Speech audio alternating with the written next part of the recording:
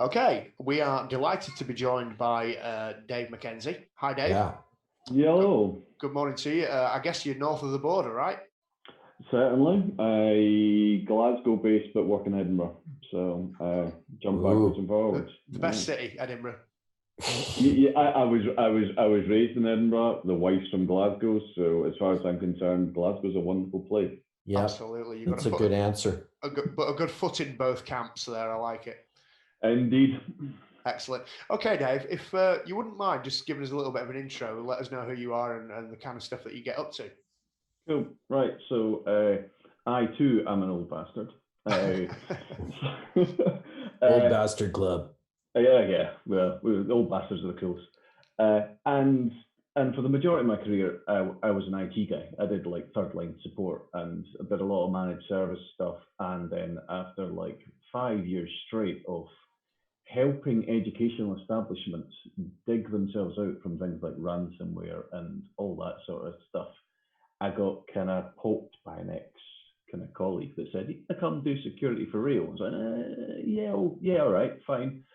I'll go and have a chat with them. Fell in love with the company, and that was it. So for the last 15 months, I've been working out of a cybersecurity startup in Edinburgh. Awesome. And it's been an eyebrow raiser because you kind of go in going, I'm an IT guy pretending to do security. What do I really know? I've got a whole bunch of graduates. It turns out now I have a whole bunch of kind of graduates that work for me and look at me, and I'm sitting there going, oh God, what's going to happen here? 2 seconds in the door, then they're going, you don't know anything. Well, your degree's in computing. What? And it's how many years ago? It's like, yeah. I did Visual Basic and C++. Fine. So my first job was an Access database programmer, and I was like, okay, I don't really know what I'm doing. That's fine, I can do that. And and it was like it was a weird thing. And then somebody said, oh yeah, go do a payroll database. I was like, yeah, no problem. And then payroll went, it's March, come and talk to us in May. And it's like, hiya, I'm a contractor, and I'm sitting here going, you tell me to do nothing for 2 months? Yeah. And then somebody handed me a CD drive and said, help the help desk and go and install that. And I'm looking at this like piece of hardware going, I've never been inside a PC before. And then I ended up, and that was me, customer service for my entire career. It's been helping the customer, and whether that's an internal customer or an external customer, it's the thing that floats my boat is that end user experience, and now it's protecting that end user. And the stuff that happens nowadays about the kind of resonation of the stop blaming the end user, that really strikes a chord. I saw Jess talking on it like about 2 years ago, and I was like, that's exactly what we should be saying. And it's like Jeannie in the office clicked on a link, and it's now everybody's having a really, really bad day now. Yeah. But it's not her fault. So how did that link hit? I mean, how did that get to her? And how did it have such an impact that she clicked on it? There's an awful lot of failings in there that led up to it, because people will be people and people will do stupid stuff. I have clicked on stupid links, and 2 seconds I went, oh no, because people are fallible. The whole point of systems is to protect people and help your users. They just want to do their jobs. They don't want to be worrying about, is this link safe? Like, how do you know? I've known plenty of guys that are very tech savvy and just about filled in their Apple details into a phishing site, and then suddenly went, wait a minute, wait a minute, and hey, I've known people that have gone all the way. So yeah, I mean, it's about protecting the end user people. But the one big thing about moving across to security, and now, so I've been running a SOC, I've now run all managed services where I'm, but one of the things was the security guys that come straight out will quite happily sit there and say, oh my God, this guy set it up like this. And you're like, no, that guy there is an IT guy that's trying to squeeze 18 hours work into 8 hours. And nothing was working that day. The phone was ringing off the hook. And he finally got it working, and he went, it's fine, I'll go back and I'll tidy it up later, and never did. And it's like, you cannot sit there. The same way you can't sit and shout at Gene in the office for clicking on something, you can't shout on an IT guy that was just trying to do his job. You can try and educate him, but shouting at him for something that happened 18 months ago, and he had absolutely no clue that he did it, nah, you failed. Okay, he opened it. I mean, I've literally come across he did an any rule because he was trying to get a cloud system and an on-prem system to talk to each other. Nothing was working. And he ended up with this any rule to make sure, is it something that the firewall's doing? Yeah. And then off they go. And the thing was, then nobody noticed. And he's sitting going, right, okay, hang on a second. The fact that you left somebody left an any rule in your organization, and nobody notices until bad guy comes knocking and then owns your establishment. There's a whole bunch of other systems that you should have had in place, and you should be talking about, right, okay, well, how did how have we not got a vulnerability scan from the outside that didn't point out the fact that we've got these firewalls open like that? And they're sitting there going like, fix that stuff. Don't shout at the poor guy that was just pleased that he got something working and then he got distracted. I want to talk about that because that's been a central theme, that IT is incentivized to get stuff done and get stuff working. And security ends up sometimes being perceived as the reason why that thing can't happen. Yeah. Do you find that because you came from the IT to the security world that you had to kind of change your vision or change out your view? No, because what I've tried to do is change the view. So you shouldn't block. Like, in the end, the business is there to make widgets. And if you're putting stuff in there and then you say, no, you can't do that, you're stopping something. So you need to help them. And sometimes it's an education thing and okay, but if we do it this way, then you get your end goal and I get my end goal, which is keeping everybody safe. And it's about that conversation. If you end up being the security guy that says, no, you can't do that. No, you can't do that. That's insecure. It does. I mean, I've seen it in our own internal dev team and, our own internal monitoring, where you actually have a guy standing there going, that's insecure, Mr. Dev, so you can't do it. And then the dev looks at you going, well, I need to be able to do X function. So standing and saying no doesn't help anybody. It's come with solutions, really, right? Oh, it is. I mean, if you can't participate in it and then sit and say, right, show me what you want to do. I mean, it's the biggest kind of adage I tell the guys in the SOC and every IT guy I've ever trained throughout the years has been the guy's phoning you with an issue or you're seeing an issue. Try and work out what it was the person was trying to do in the first place and help them get there. Even if they're asking a completely different question. Say, well, why are you asking me that question? Or why is it doing it like that? All right, it's doing it like that because the person was trying to achieve X. If you can see a better way and a more secure way and a safer way of getting to X, then go help them do that. Don't turn around and say no, or don't turn around and call them stupid, because it's not helping anybody. And all you're doing is you're siloing yourself off, and then people don't come to you with, oh, I'm a little bit worried about X. And so you make yourself completely, in this ivory tower of security or of third line support or whatever. It doesn't help. You gotta roll up your sleeves and say, what are you trying to do? Right, let's go make that happen. And if you do that, you get far, far better outcomes. And your job ultimately is much easier. For sure. So I mean, it's just it's been a rampant imposter syndrome for the last year of my life. Although, I mean, 2 weeks into the job, they just hand me an incident. I'm like, right, okay, really, me? It's like, should I not be just watching all these young kids with their forensic degrees and stuff like that doing that? And you're sitting there going, then they look at you going, well, what if a guy asks me a question I don't know the answer to? Like, oh, right, hang on, right. You were all just people. You don't know, you don't know what you don't know sometimes. And let's face it, if you think you know everything, you're an idiot. Yeah. So, great. Yeah. I mean, it's an interesting one. So you've been in the security industry for, what do you say, 15 months? Yeah, officially 15 months, yep. 15 months. So I think you're probably a signal example of a lot of people that have moved from discipline A into discipline B, and that being security.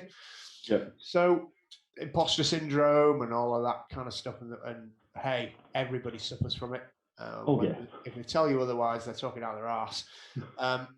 But just for the people that may be listening, there probably aren't too many people listening that aren't already in the industry, but this is going to get recorded and it'll get played out.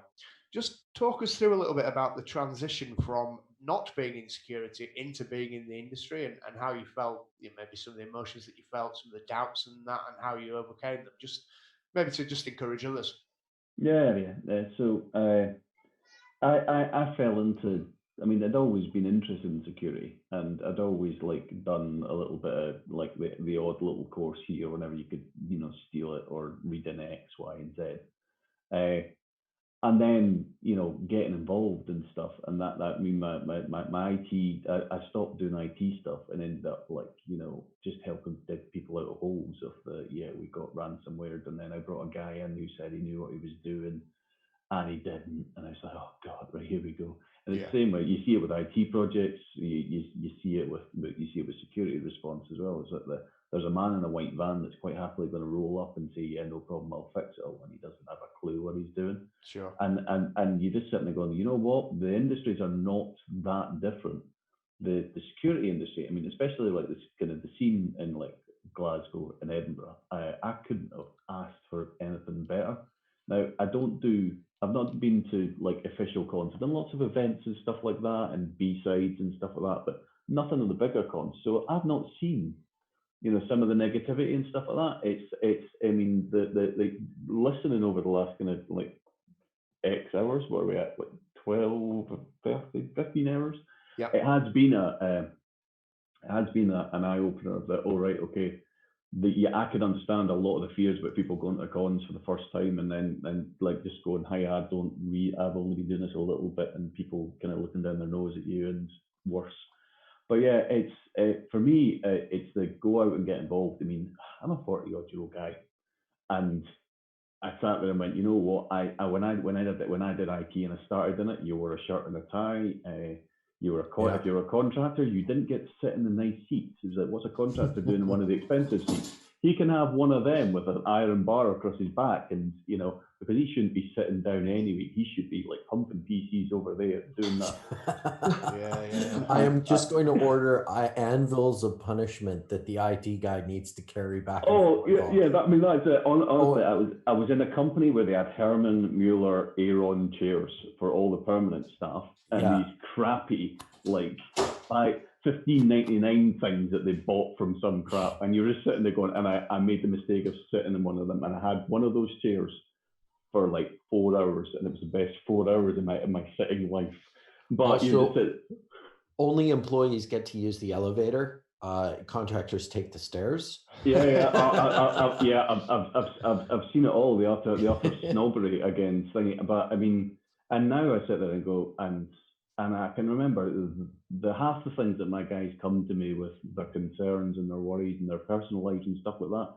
I never would have dreamed about doing that back in the day, and now I'm sitting there going, I'm in an industry that actually promotes like looking after your mental health and stuff like that, and because of the burnout of like analysts and all that sort of thing, they're aware of it, and it's actually encouraged. I'm sitting going, it's a nice thing to be working in a startup instead of a kind of stuffy office with like 300 middle managers that never change no matter what happens and all that sort of malarkey. You're sitting going, this is fantastic, but I get to look after my guys, and you're just sitting there going, it's such a nice environment. I go along to all the Cyber Scotland Connect, and they are the people you meet. Everybody is the, hiya, what do you do? How do you do it? That's really interesting. There's none of the snobbery or the number of IT kind of conferences I've been where it is literally everybody just wants to sell you something or use you in some way. And other than that, they're not that interested. And you're like, this is you're just sitting there going, what a fantastic industry to actually be in, where everybody actually cares about each other. And I know we're all in a bubble because we're all, we all see each other on Twitter and we go to the same events and stuff. And there's a lot of people out there that are probably arseholes, but the ones I'm coming across are all fantastic, and everybody's dead friendly, and everyone's sitting there going, there, you don't need to know everything. You come help. Right, brilliant. Yeah, and I think you kind of answered your own question in a little way around the bubble bit. I think it demonstrates to me that we're a strong community, and the fact that we do see each other all the time. I mean, just a point of reference, we met you up at Cyber Scotland Connect in September. That's right. and we had a good time up there, and it was good. It felt great. It was a really nice and warm event. But if going back to your point about the attending conferences generally, if you want to be chased around by a menace with a QR reader, then you go to InfoSec EU. Yeah, you do. And then you watch your inbox deluged with crap the following week, and people ringing you up, selling you that next gen thing. On the other hand, if you want to go and meet people that are just like you and have got the same worries and stresses and things that they want to contribute, then you go to a B-Sides conference. And that's as simple as it is. Or you got SteelCon, places like that. And I'm yet to find, in my experience of a community conference, anybody who's a dick. I mean, yeah, of course they're there, but nobody's ruined my experience of any of the B-Sides or SteelCons in the UK, because I feel at home in that environment. And when I attend those conferences, I get the nourishment I think I need that lets me go on and do my job better. If I want a solution to a problem, then I'll go look for it. What I don't want is somebody giving me a solution to a problem I haven't fucking got. And that's what you tend to find when you attend more of the commercial conferences that are vendor heavy. And you don't get that when you go to B-Sides. So that's my rant. I've preached. I'm done. I want to just add one thing to that. So yeah. I'll give you an example. When you're at these community events, and there are, I'm going to say, members of the community that I hold in really high regard, I don't want to be taken aside by a Jenny Radcliffe and given a tune-up, right? Nobody wants that. I don't want Brian to have to pull out the American Express card again because of my atrocious behavior. So in a way, though, when a young member of our esteemed group decided to vomit profusely all over the venue, I think he was pretty shamed into that behavior. I mean, and I hope, I talked to him and I didn't say, I didn't really make reference to it, but I just said, hey, man, like everyone's here to have a good time. And it's just a bit embarrassing, what happened. Try to respect the conference and the folks that worked so hard to put it together. Yeah. Like end up, right? I didn't go out to Twitter. I didn't take a picture of his vomit and put it up online. Just a quiet conversation. And I think maybe what's happening is we're not doing that as much as we should as leaders. What do you think, Dave? No, definitely. Have you had to mentor people? Yes. I mean, that's it. I mean, like the job I have now, I've got, like we try to bring in the kind of graduates and bring them up and through sort of thing. And there's just an element of it. Sometimes you sit there going, God, how many times have I had to give out the advice I remember some old fart giving me, even back in the day when I started, sort of thing. And you're just sitting there going, God, I mean, they're cliches for a reason, right? But God, I mean, they're so true. Yeah. You're just sitting there going, God, I wish I could go back and tell myself that and actually say, no, believe me, don't roll your eyes and all that sort of thing. But no, the thing is, I also find that nowadays the mentoring thing, I think, is easier because people are more open and honest with each other, especially in our industry now. And it is just it seems easier to give people the advice. I mean, I've had guys like sitting there going, and I'm looking at him going, you're right, and then you sitting there going, he's like, look, I've kind of started talking to another company. And you're like, that's fine. You're not here for forever. And you're sitting going, so what's the deal? And you're sitting going, no. And you're sitting going, it's amazing that I can come and talk to you about it and not feel that like I'm betraying you. And you're sitting there going, you have a career. You know what? Like when is this up? Wait, what are they looking for? Right. You know what? Here's a project that, if we slant it this way, you can stick it on your CV and it bolsters up a bit that you're weak on. And right, they're going to ask you about X, Y, and Z. I know about that. Let's have a sit down, we have a wee chat and go through it. You're sitting there going, I would much rather, help people move along the ladder and help them like mature and understand what's going on. I mean, I've had analysts that were terrified of getting an incident at 2 a.m. because they think, oh no, I'm going to have to deal with like a customer at like 2 a.m. And what am I going to do? What am I going to say? What if I get it wrong? You're sitting there going, one, it's 2 a.m. You're waking up like, some some head of IT or some CISO somewhere to give them the bad news that something's happening, they're just going to want your expertise, and you are an expert. You've done the education. You've been sitting in the SOC for like over a year. You kind of know what you're talking about. You just have to have a bit more faith in your own abilities. But this is why we have processes. And this look, see, if you just follow this, you will not be able to get it wrong, because this thing will take you through it. And hey, if it goes horribly wrong, you're waking me up at 2 a.m. anyway. So just give me a phone. It's like the phone's on and beside the bed. I'm not going to complain that you phone and say, look, I need a hand on this. I'm more likely to complain that you sat there out of your depth and didn't say I need help. And being able to give people that confidence to come and ask you, as a slightly older member of the kind of community, to sit there and say, you're just sitting there going, honestly, the whole, what do you mean you've not seen Con Air? Right? Have you seen Grosse Pointe Blank? Like, come on, like you're just sitting there going, the number of references that I came into this job that just worked in my last place because we were all of a similar ilk.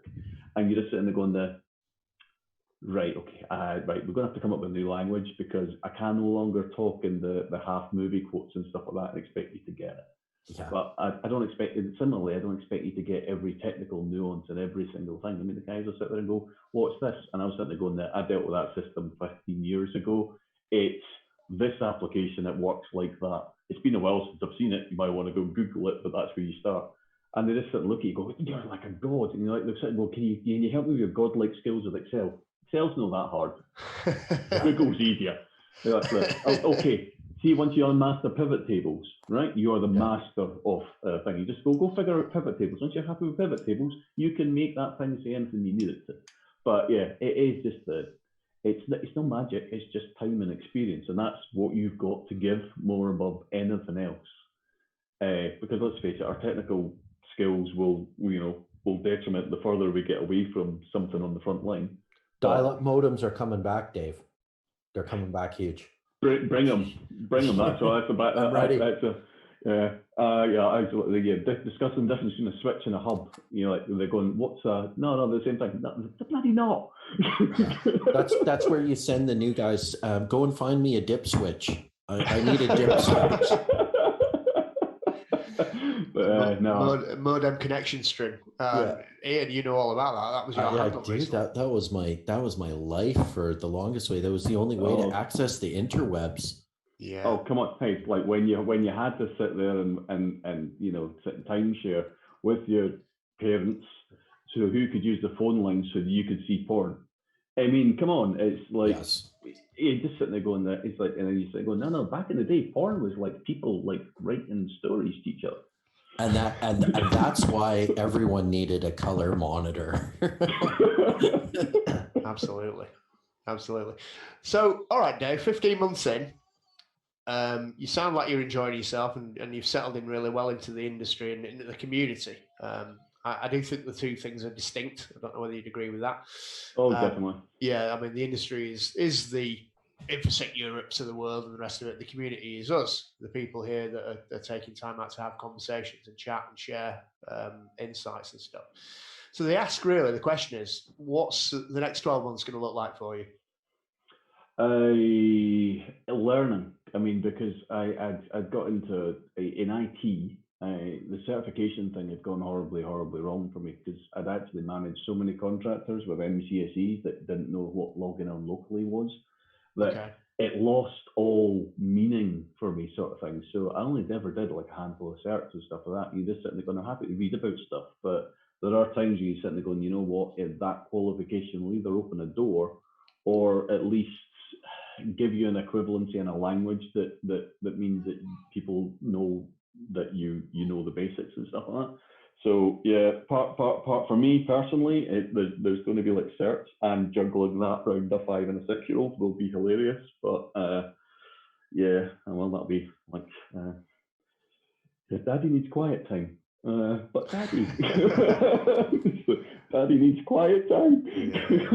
But yeah, and it's for me, it's that like getting back on the official learning and going on that wheel, because for so long I've just like bodged about in the background and said I found something that's interesting, I'll go and read about it, and then you kind of get 3/4 of the way through it, get enough, and then you move off. But kind of want to go and complete some educational kind of milestones as well. Fantastic. That sounds good. And will we see you in the community, in the conference circuit next year? Definitely. Because the B-sides and stuff like that, fantastic. Anything bigger, not sure yet. To be honest, I have this weird thing that even like on Twitter and stuff like that, there's an awful lot of people talking, but not an awful lot of people saying things at times. I'm certainly going I've found myself in the last couple of years going, be sensitive and stuff like that, and you say, going, right, so what have I actually got to say? I think I want to go and find what I've got to say and then start sharing it. So yeah, excellent. So talking of sharing and going back really to Thomas Fisher's point, are you feeling funky enough to maybe stand up and deliver a talk? Oh yeah, well that's it. As long as I've got a topic that I can feel I can resonate and make somebody's life slightly better about it, then I'm happy to do it. I don't want to regurgitate old crap sort of thing. But there is the problem is that so many experts in this field, you're sitting there going, right, I need to find what my truth is and share that with people so that it enriches the community sort of thing. And that's a big challenge given how many. I mean, look at the heavyweights you've got on this today. It just been, I was looking and going there, oh my God. It's unfair to make fun of Mike's weight. Okay. Oh. Some of it has come off in the last month or so, I have to say. Yeah, actually, you were sick for like a month, right? Forever, yeah, man. Yeah. But on your point, Dave, talking about luminaries within the industry, but everybody starts somewhere, and everybody has got something to say. And again, that was a point Thomas made. Yeah. There could be a piece of work that you've done deep in your business that's really made a material change for the good of what you're doing, and other people might not be thinking like that. And if you can stand up even on a rookie talk for 15 minutes and just share some of your experience, you might get one person that walks out of that talk and goes back to their company or even their personal life and do something different. And that makes a change. And again, that's job done as far as I'm concerned.